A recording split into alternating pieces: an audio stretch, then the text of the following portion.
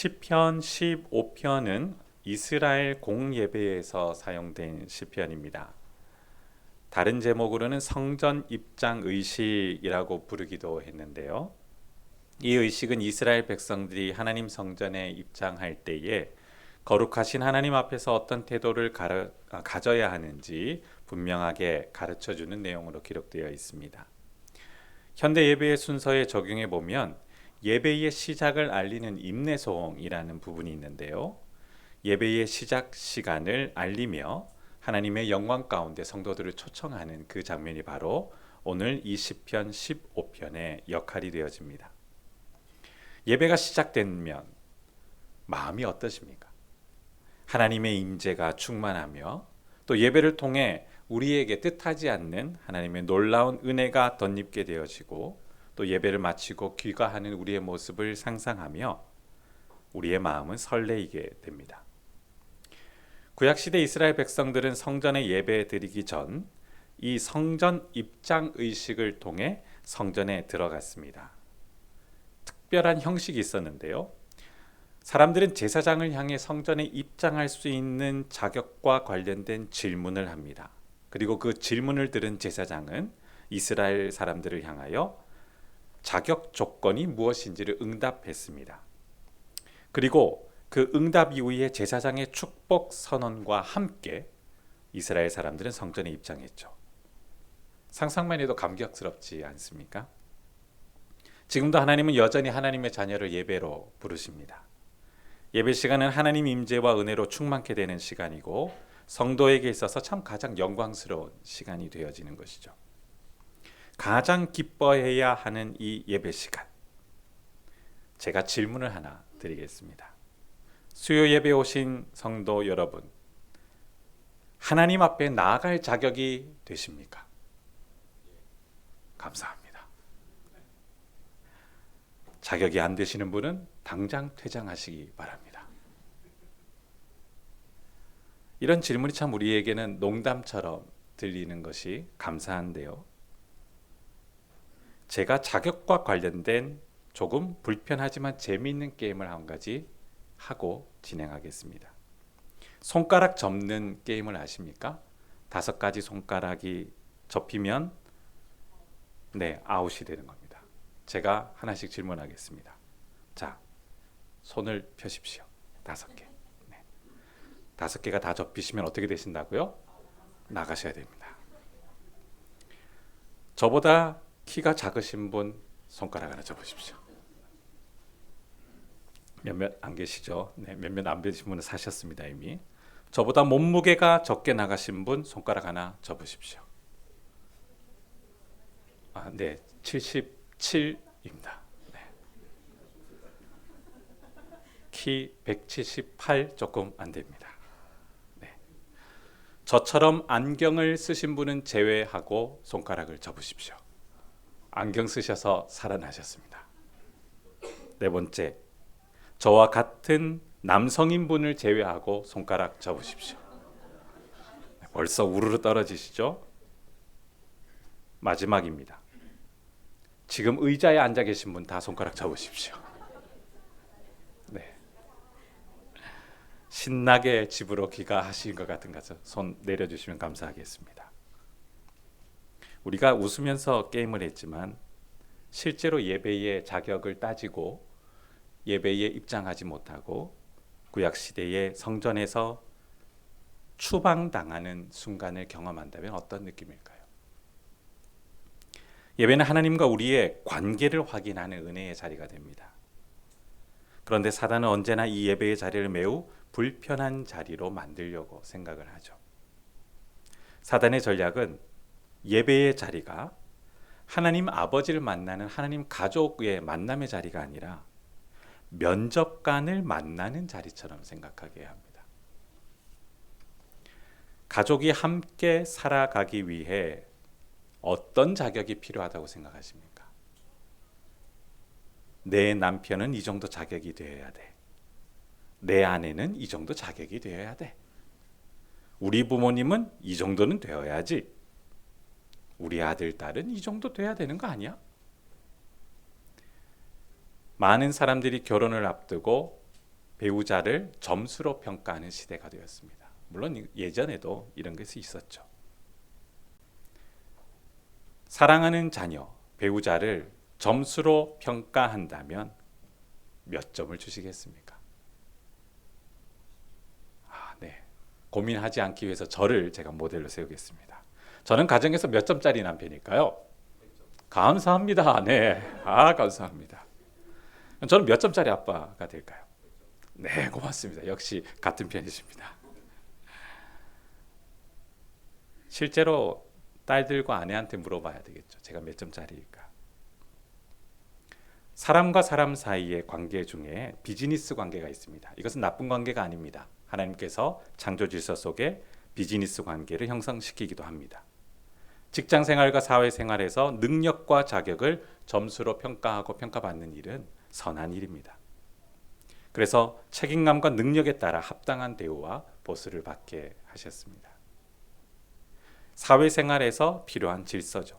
하지만 이 사회적 관계 질서를 가족 관계에 적용하면 참 불편해집니다.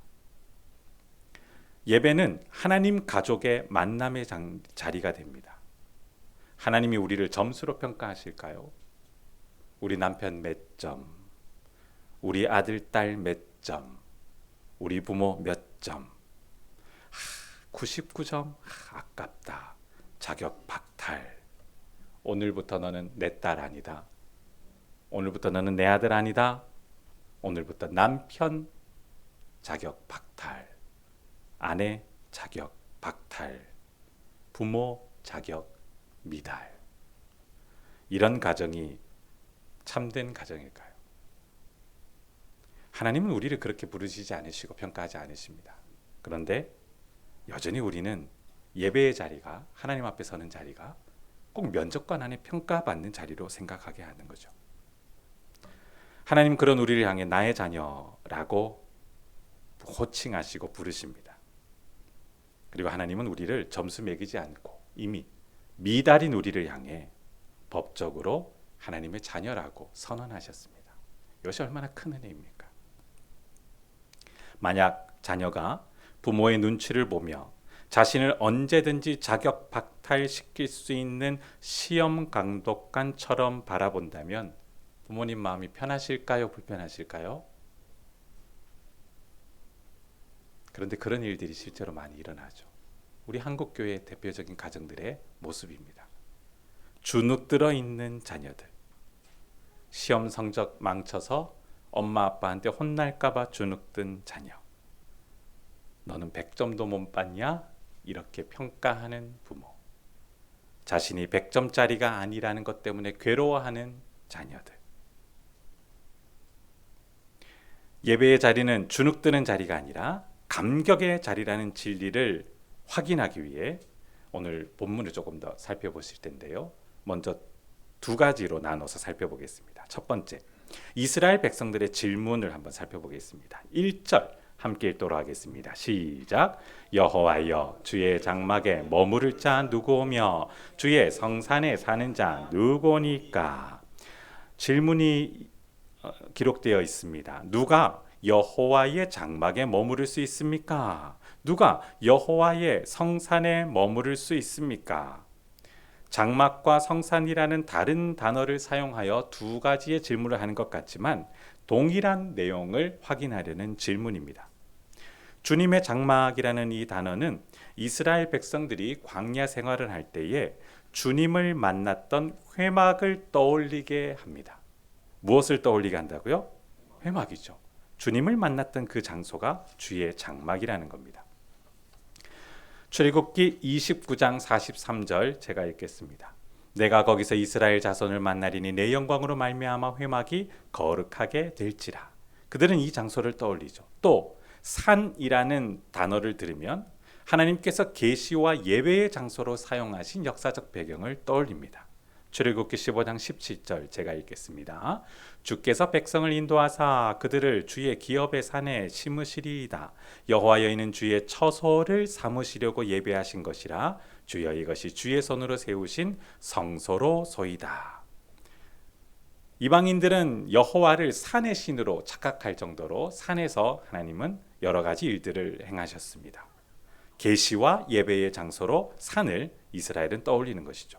그래서 이 1절에 있는 대로 산과 장막이라는 단어를 함께 표현하게 될 때 이스라엘에게서는 성전을 떠올리게 됩니다. 특히 역사적 배경으로 예루살렘 성전을 떠올리게 되는 것이죠. 그래서 1절과 연결지어 다시 해석하면 이렇습니다. 1절 한번 보실까요? 여호와여 예루살렘 성전에 머무를 자 누구오며 그 예루살렘 성전에서 살 수 있는 사람은 누구오니까? 라고 이스라엘 백성들이 여호와를 향하여 질문하는데 대제사장이 그 질문을 듣는 것이죠. 레위기와 신명기를 보면 윤리적 물리적으로 결격 사유가 없어야 예루살렘 성전에 머무를 수 있다라고 자세하게 이미 설명을 했습니다. 여기서 머무르다, 산다라는 표현이 있는데요. 예배자가 성소 안에 잠시 머무는 걸까요? 지속적으로 거주하는 것을 이야기할까요? 네, 그게 원뜻입니다. 그러나 율법적으로 이스라엘 전체가 성전에 계속해서 머무를 수 있었습니까? 그렇지 않았죠. 특정인들만 여호와 앞에 나아갈 수 있었고 일시적으로 그들은 허용되었을 뿐입니다. 그럼에도 그들은 누가 거주할 수 있느냐라고 묻습니다. 그것은 물리적으로 그 성전에 거주하는 것이 아니라 어떤 특정한 상태를 확인하는 질문이 되어지는데요. 그것이 뭐냐면 하나님의 백성을 품에 안으셨다라고 선언하신 대로 하나님의 거룩한 백성의 권리를 외치는 요청이 되는 것입니다. 더 직설적으로 표현하면 누가 하나님의 백성입니까? 하나님의 백성은 여호와를 만날 수 있다고 하는데 누가 하나님의 백성입니까? 라고 외치는 장면이 바로 이 장면입니다. 하나님의 백성이 누구냐고 외치는 그 외침에 하나님은 응답하시고 그들을 맞이하시는 장면이 바로 이 장면이라는 겁니다. 실제로 자격을 따져서 박탈시키는 것이 아니라 하나님께서 선언하신 그 선언에 화답하고 있는 질문의 형식이라는 것이죠. 부모님이 식사를 맛있게 차립니다. 그러면 자녀가 그 앞에 앉아서 부모와 함께 먹으려고 합니다. 그러면서 이렇게 질문하죠. 엄마, 아빠, 밥 먹어도 돼요? 이거 먹어도 돼요? 그러면 부모님이 뭐라고 이야기하시겠습니까? 손 다 씻었죠. 네, 이미 초청해서 함께 먹자, 먹어도 돼 이렇게 얘기하죠. 자격 박탈. 너는 자격이 안 되니까 밥 못 먹어. 이런 부모는 없는 것이죠. 질문에 대해서 못 먹는 게 아니라 먹고 싶은 마음을 간절하게 표현하는 것입니다. 누가 여호와의 백성입니까? 저는 하나님과의 만남을 고대하고 있습니다. 예배드리고 싶습니다. 그 영광을 사모합니다. 누가 하나님의 그 영광에 참여할 수 있습니까? 간절히 바라는 외침이라는 것이죠. 그래서 하나님은 그들을 향해 이렇게 외치셨는데요. 나의 백성이다. 너희가 나의 백성이다. 하나님의 백성의 권한을 에베소서 2장 19절에서는 이렇게 표현합니다. 제가 그 말씀을 읽겠습니다. 그러므로 이제부터 너희는 외인도 아니요 나그네도 아니요 오직 성도들과 동일한 시민이요 하나님의 권속이라. 식구와 가족이 된다는 말입니다. 이 말씀이 믿어지십니까? 하나님을 우리는 뭐라고 부를까요? 네, 죄송합니다. 하나님 아저씨 안 하잖아요. 하나님 아버지입니다. 하나님은 우리를 향해 뭐라고 얘기할까요? 나의 아들, 딸이라고 하십니다. 얼마나 신비로운 은혜입니까? 하나님의 식구가 되었기에 이런 호칭을 할 수 있는 것입니다. 그래서 1절에 있는 이 두 가지의 질문은 예루살렘 성전에 입장할 수 있는 사람의 자격을 묻는 질문이 아니라 비록 의문문 형식으로 표현되어 있지만 하나님 백성 가족으로 하나님께서 은혜를 베푸신 나 자신의 법적인 신분을 확인하려는 외침이 되는 겁니다. 너희는 이미 이런 자격을 부여받았으니 주 앞에 나오라 라는 선언에 응답하며 나아가는 장면이 되는 것이죠. 하나님 가족이 될 수 있는 자격은 인간의 노력으로 주어지는 것이 아닙니다. 하나님께서 그 은혜를 자격을 부여하셔야 가능한 일이 되는 것이죠. 이것을 하나님의 주권적인 구원의 은혜와 능력이라고 이야기하는데요. 이 선언을 들은 이스라엘 사람들, 예루살렘 성전에 들어오려는 그 사람들의 마음, 얼마나 감격스럽고 기대가 되는 마음이었을까요? 자, 이 두 가지의 질문에 제사장들이 응답을 하게 되는데요. 이제 조금 더 제사장들의 대답을 한번 살펴보겠습니다. 2절 한번 보실까요? 2절 함께 읽겠습니다. 시작.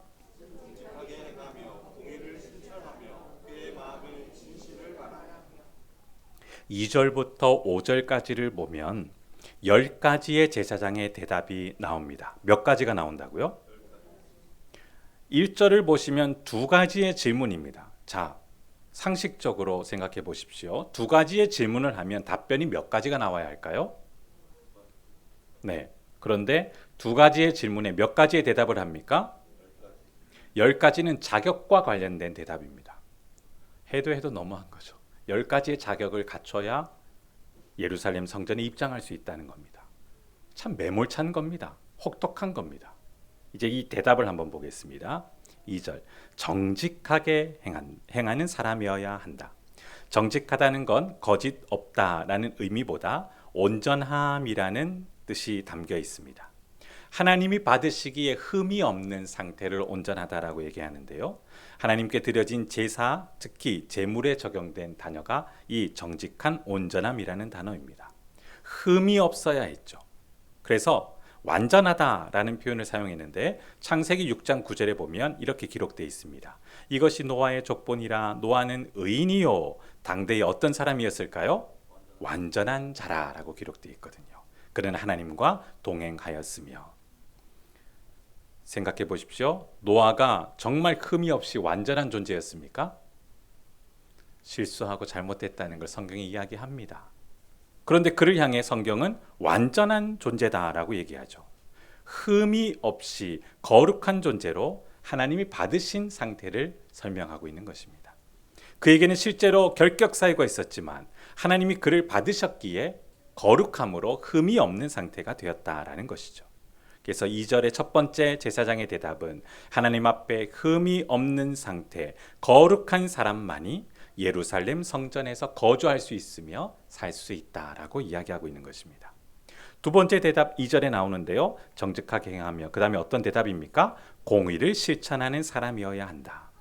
하나님의 성품에 올바름, 의로움이라는 단어와 함께 사용된 이 공의, 체테크라는 단어는 하나님에게 적용된 단어입니다. 이 세상 사람 중에 하나님 앞에 의롭다라고 이야기할 사람이 있을까요? 없을까요? 없습니다. 하나님만 의로우십니다. 그런데 그 하나님께서 의를 부여하시면 결격 사유가 있음에도 불구하고 그는 법적으로 의인이 되었기에 의로운 존재로 예루살렘 성전에 거주할 수 있게 된다라는 것이죠. 세 번째 대답이 2절에서 또 이어집니다. 마음으로 진실을 말하는 사람이 예루살렘 성전에서 거주할 수 있다라는 것입니다. 마음으로라는 이 레바브라는 단어는 거짓말이 아니라 진실하다라는 뜻을 가지고 있고, 진실, 에메트라는 단어는 믿을 만한 것이다, 진리라는 뜻을 가지고 있습니다. 종합해 보면 하나님 앞에서 마음으로 진리를 말하는 사람만이 예루살렘 성전에 거주할 수 있다라고 설명하는 것이죠. 이제 제사장은 네 번째 대답으로 이어집니다. 3절 보실까요? 3절 함께 읽겠습니다. 시작. 그의 혀로 남을 허물하지 아니하고 그의 이웃에게 악을 행하지 아니하며 그의 이웃을 비방하지 아니하며. 허물하지 않는다. 혀로 남을 허물하지 않는다. 이 단어, 라갈리라는 허물하다라는 이 단어는 걸려서 넘어지게 하다라는 뜻을 가지고 있는데요. 2절에 온전한 자와 연결해서 해석하셔야 됩니다. 온전한 자, 흠이 없이 예루살렘에 거주할 수 있는 사람은 이웃을 혀로 걸고 넘어지지 않게 하는 사람이어야 한다라는 조건의 대답입니다. 또 다섯 번째 대답이 3절에 기록되어 있는데요. 이웃에게 악을 행하지 않는다. 평소에 가깝게 지내며 마음에 있는 이야기를 하는 사람이 이웃이라는 단어인데요. 이 카로브라는 단어를 2절 의로운 사람과 연결해서 해석하면 의로운 흠없는 하나님의 백성은 평소에 가깝게 지내며 마음에 이야기를 하는 사람을 향해 악하게 행동하지 않는 사람이어야 하며 그런 사람만이 여호와의 성전에 거주할 수 있다라고 이야기를 하고 있는 것이죠. 여섯 번째 대답으로 제사장의 대답이 이어집니다. 이웃을 어떻게 해야 한다고요? 비방하지 않아야 한다. 비방이라는 이 단어는 이웃의 잘못이나 불행을 조롱하고 비웃는 행동을 의미합니다. 2절과 연결하여 마음으로 진리를 말하는 사람과 연결해서 해석하면 마음으로 진리를 말하는 거룩한 하나님의 사람은 이웃을 향해 잘못이나 불행을 조롱하거나 비웃지 않는 사람이어야 하며 그런 사람만이 여호와의 성전에 거주할 수 있다라고 이야기하죠. 이제 일곱 번째 대답 4절부터 시작됩니다. 4절 함께 읽도록 하겠습니다. 시작. 그의 눈은 망령된 자를 멸시하며 여호와를 두려워하는 자들을 존대하며 그의 마음은 서원한 것은 괴로울지라도 변하지 아니하며 망령된 자를 멸시하며 여호와를 두려워하는 자들을 존대한다. 즉 사람과의 관계에 있어서도 뚜렷한 분명한 기준이 있는 것인데요. 여호와를 경외하지 않는 사람들과 거리를 두고 여호와를 경외하는 사람들과 함께 한다라는 뜻입니다. 칩거를 하거나 수도 생활을 하라는 뜻이 아닙니다. 그들의 잘못된 가치관에 동조하지 않고 하나님의 말씀대로 살아가는 사람들의 가치관과 함께 힘써 하나님의 말씀대로 살아가는 태도를 이야기하죠. 예루살렘 성전에 거주할 수 있는 사람, 그것은 거룩한 생각을 하며 망령된 사람들과 거리를 두는 사람이어야 거주할 수 있다라는 것입니다. 여덟 번째 대답이 4절에도 있는데요. 서원을 갚아야 하는 사람이라고 얘기합니다. 더 정확하게 번역을 하면 그는 잘못하지 않도록 맹세하며 그 맹세를 철회하지 않는 사람이어야 한다라고 이야기합니다. 예루살렘 성전에 살아갈 수 있는 자격, 즉 하나님을 향해 언제나 하나님 뜻에 순종하는 서원을 하며 그 서원을 지키는 사람이어야 예루살렘 성전에 거주할 수 있다라고 이야기할 수 있죠. 이전에 이 서원 때문에 참 고민을 많이 한 적이 있습니다. 어떤 부모님이 하나님을 향한 큰 열정으로 자신의 아들을 하나님께 바친다라고 기도하시는 많은 분들이 계셨습니다. 그래서 목회자가 대신 자기의 원대로 되지 않고 목회자가 된 많은 분들이 계십니다. 이 서원 지켜야 할까요? 지키지 않아도 되는 걸까요? 여기서 벌써 차이가 나는 겁니다. 하나님 앞에 내가 서원했으니 너는 이제부터 목회의 길을 가야 한다. 그 당사자에게는 큰 고통입니다. 하나님이 감동을 주셔서 하나님이 마음을 주셔서 너를 바치라 했으니 너는 하나님의 것이다. 이건 나시린에게 적용되는 원리고 구약 시대에는 가능했습니다. 근데 지금은 맞을까요? 아닐까요? 많은 분들이 서원을 했다라고 서원을 지키기 위하여 애를 쓰십니다. 지키셔야 합니다. 그러나 잘못된 서원을 하셨다면 회개하시면 됩니다. 부모 욕심 때문에, 부모의 대리 만족 때문에, 혹은 깊이 생각하지 못하고 성급하게 결정한 서원은 하나님이 아십니다. 회개하시고 하나님께서 기뻐하시는 뜻을 더 구하시면 됩니다. 족쇄가 되어 적성에도 안 맞고 자신의 달란트도 아닌데 목회를 하게 되면 어떤 일이 벌어지는지 아십니까? 자기도 힘들고 수많은 교회도 무너뜨리는 역효과가 발생됩니다. 아홉 번째 대답으로 이어집니다. 5절입니다. 함께 읽겠습니다. 시작. 이자를 받으려고 돈을 구워 주지 아니하며 뇌물을 받고 무죄한 자를 해하지 아니하는 자이니 이런 일을 행하는 자는 영원히 흔들리지 아니하리로다. 예루살렘에 거주할 수 있는 자의 자격에 대해서 대답하는 제사장은 아홉 번째 대답으로 돈놀이를 하지 않는 사람이 여호와의 성전에서 거주할 수 있다라고 이야기합니다. 정당한 경제활동, 금융업은 하나님께서 창조하신 질서 중에 하나입니다. 하나님은 이를 기뻐하십니다. 그러나 형제를 향해 돈놀이는 하면 안 되는 것입니다. 이것은 범죄가 되는 것이죠. 이자라는 이 네세크라는 단어는 물어 뜯는다라는 나사크라는 동사에서 파생된 단어인데요. 채무자가 탐욕스럽게 물어뜯고 강탈하는 것을 표현하는 단어가 됩니다. 동족이 경제적으로 어려워졌을 때 그를 도울 기회가 되어야 되는데 개인의 재산을 증식할 기회로 삼으면 범죄 행위가 되는 것입니다. 당시 함무라비 법전을 살펴보면 이자율이 바벨론에서 곡물에 대한 평소 이자가 1년에 33.3%였고요. 돈에 대한 이자는 20%였습니다. 크게 폭리를 취하지 않는 것이죠. 돈놀이 금지법도 레위기에 기록되어 있습니다. 제가 레위기 25장 35절에서 30절 말씀을 읽겠습니다. 내 형제가 가난하게 되어 빈손으로 내 곁에 있거든 너는 그를 도와 거류민이나 동거인처럼 너와 함께 생활하게 하되 너는 그에게 이자를 받지 말고 내 하나님을 경외하여 내 형제로 너와 함께 생활하게 할 것인즉 너는 그에게 이자를 위하여 돈을 꾸어주지 말고 이익을 위하여 내 양식을 꾸어주지 말라. 이자 놀이를 하지 말아야 되는 것을 정확하게 이야기하고 있는 것이죠. 아니, 이자를 받는 게 나쁜 것입니까? 나쁘지 않습니다. 금융업은 정당한 것입니다. 그러나 어려운 처지에 있는 사람을 향하여 이자 놀이, 돈 놀이를 하면 안 된다는 것입니다. 그를 도와 그가 재생할 수 있도록 힘써야 하는 것이 그리스도인의 의무라는 것이죠. 10번째, 제사장은 5절 후반절에 이렇게 얘기합니다. 뇌물을 받고 무죄한 자를 해하지 않는 사람이 예루살렘 성전에 거주할 수 있다. 죄가 없는 억울한 사람을 이용해서 모함하고 위증하며 돈을 받지 말라는 뜻이 되어집니다. 선물과 뇌물 같은 의미입니까? 다른 의미입니까? 어떻게 그렇게 잘 아십니까? 선물, 뇌물 겉으로 보면 똑같습니다. 이 사람이 주는 게 선물인지 뇌물인지 모릅니다. 출애굽기 23장 8절 너는 뇌물을 받지 말라. 뇌물은 밝은 자의 눈을 어둡게 하고 의로운 자의 말을 굽게 하느니라. 제사장은 이 10가지의 답변을 이스라엘 백성들을 향해 응답했습니다. 그래서 이 10가지 답변을 종합하면 자격이라는 것은 예루살렘 성전에 거주할 수 있는, 입장할 수 있는 이 자격이라는 것은 사람이 만들 수 없는 것이라는 진리가 드러나고요. 동시에 하나님이 주시는 은혜의 선물이다라는 선언이 되어집니다. 5절 후반절 한번 보실까요? 이런 일을부터 함께 읽겠습니다. 시작. 이런 일을 행하는 자는 영원히 흔들리지 아니하리이다. 말이 좀 이상하지 않습니까?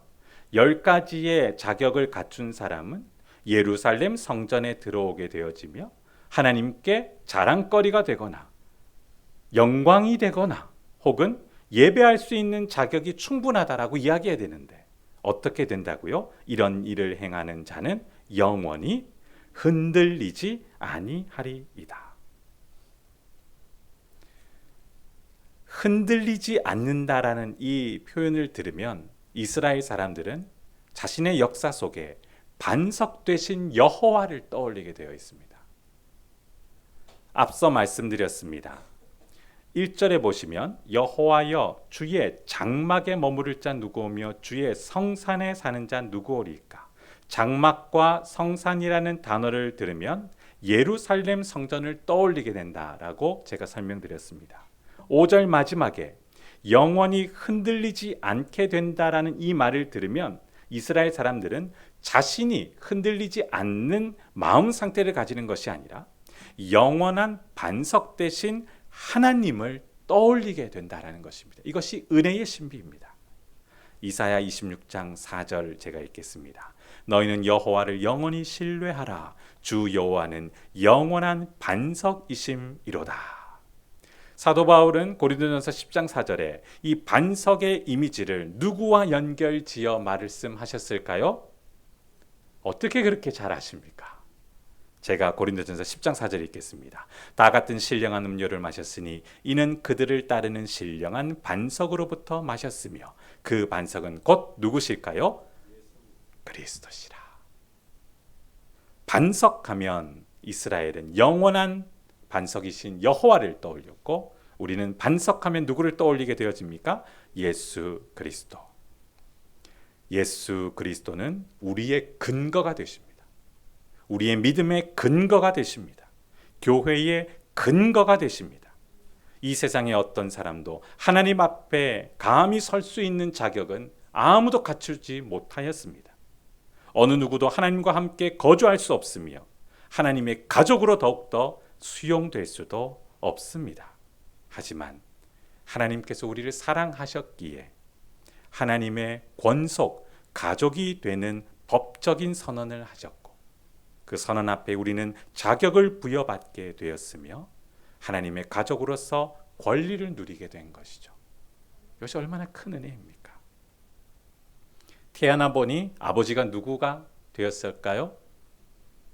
네, 금수저가 되면 좋겠지만 우리는 하나님 아버지가 우리 아버지가 되십니다. 금수저보다 더 좋습니다. 태어나 보니 하나님 아버지가 우리 아버지다. 얼마나 행복합니까? 말씀을 맺습니다. 성도는 예배 자리, 공예배와 삶의 예배에서 조건 없이 하나님 자녀로 부르신 은혜 앞에 구원의 확신과 감격을 누리게 됩니다. 이런 일들이 어떻게 일어났을까요? 우리가 노력하거나 우리의 행위가 결과를 만드는 것이 아니라 하나님의 은혜의 선언 앞에 이런 현상이 발견된 것이죠. 구원의 확신은 성도에게 하나님의 구원받은 자녀라는 법적 신분에 있어서 흔들리지 않는 마음과 거룩함을 계속 유지할 수 있도록 동기부여를 형성시키는 은혜의 작용을 발생시킵니다. 또한 구원의 감격은 성도에게 믿음의 여정을 끝까지 완주할 수 있는 용기와 힘이 되어집니다. 인생의 고비마다 몸과 마음이 지칠 때마다 다시 일으켜 세우시는 하나님 아버지의 응원을 듣게 되면 힘이 날까요? 힘이 빠질까요? 맞습니다. 그것이 은혜의 신비라는 것이죠. 오늘 우리는 수요 예배의 자리에 함께 모여 예배 드립니다. 함께 하지 못한 분들도 주님께서 부여한 특별한 직업적 소명과 각자의 현장에서 삶의 예배를 드리고 계시겠죠.